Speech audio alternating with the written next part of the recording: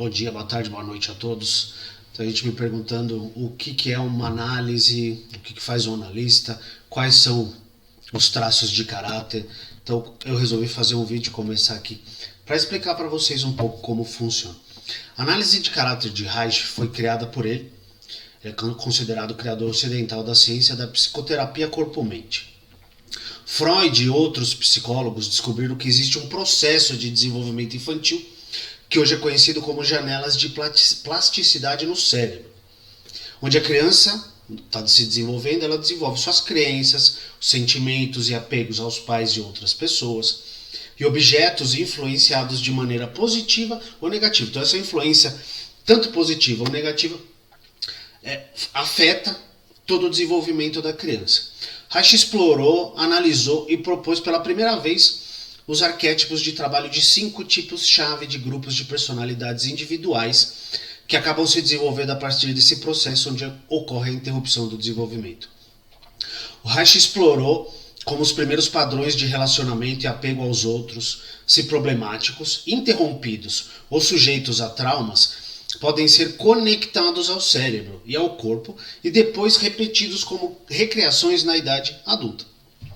A postura literal, a forma do corpo, os depósitos musculares e gordurosos que todo mundo tem no corpo, bem como o funcionamento dos órgãos de consciência sensorial, principalmente os olhos, principalmente a visão, eles são afetados nesse processo e desenvolve-se então um resultado de uma estrutura, uma forma corporal correlacionada com uma personalidade, com suas defesas emocionais e mentais ou adaptações para a vida.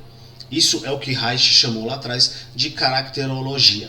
Então, tudo que a gente passa, desde o momento da gestação até os 5 anos, vai influenciar em como o seu corpo é formado.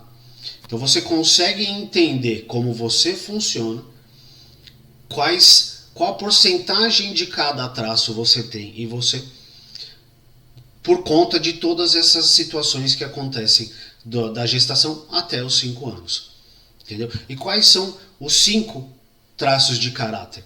Lembrando sempre que eles mantiveram a nomenclatura que Reich usou lá atrás, que Freud também usava, não se mexeu nisso, então não se apeguem muito aos nomes, porque tem um que pode soar bem agressivo e ofensivo e tal, mas é o que foi mantido até hoje. Então esquizoide, oral, psicopata, masoquista e rígido.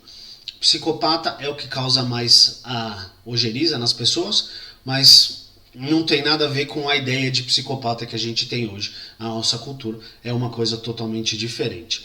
Okay? Eu vou explicar um pouquinho melhor o que funciona, como que a gente chega nessas formações corporais.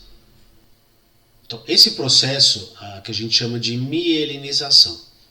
Quando a gente nasce, nosso sistema nervoso, a gente já tem milhões de neurônios já no nosso corpo, mas eles ainda não têm a bainha de mielina. O que é a bainha de mielina?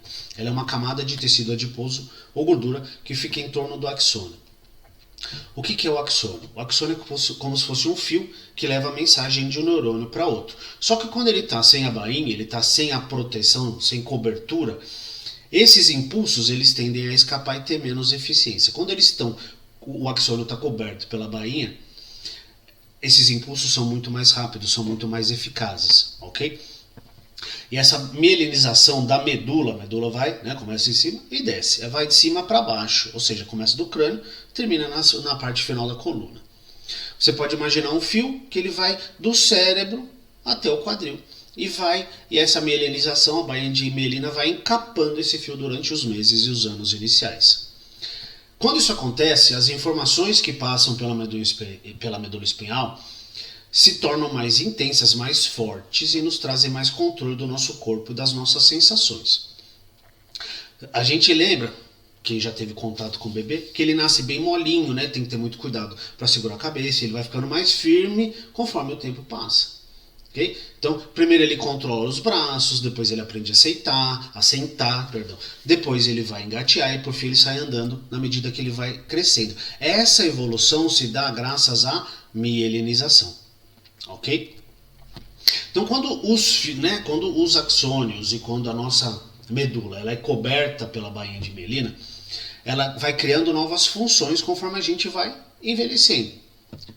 Lembra, sempre da gestação até os 5 anos. Então, pensar, falar, influenciar, resistir, agir. Ok? Então, presta atenção como as funções têm a ver com a parte do organismo que vai sendo milenizado. Primeiro é a cabeça, o crânio, então o pensar. Depois vem para a parte da boca, o falar. Depois para a questão da movimentação, que é o influenciar. As pernas, o resistir, você já não é mais movimentado pelos outros, você se movimenta. E o agir, que é quando as pernas estão com mais funções, né, estão com mais energia para funcionar, você consegue fazer melhor as coisas, entendeu?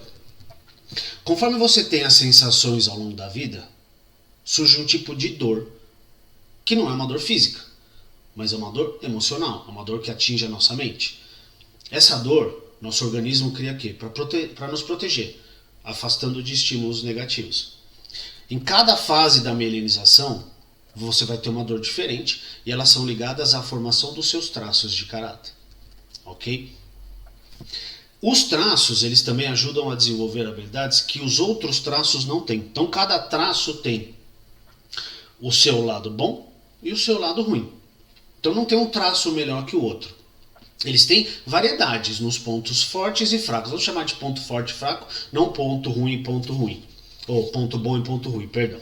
Ok? Todo mundo tem os 5 traços dentro de si. O que varia é a porcentagem. Ok? No próximo vídeo eu vou falar um pouquinho de cada traço.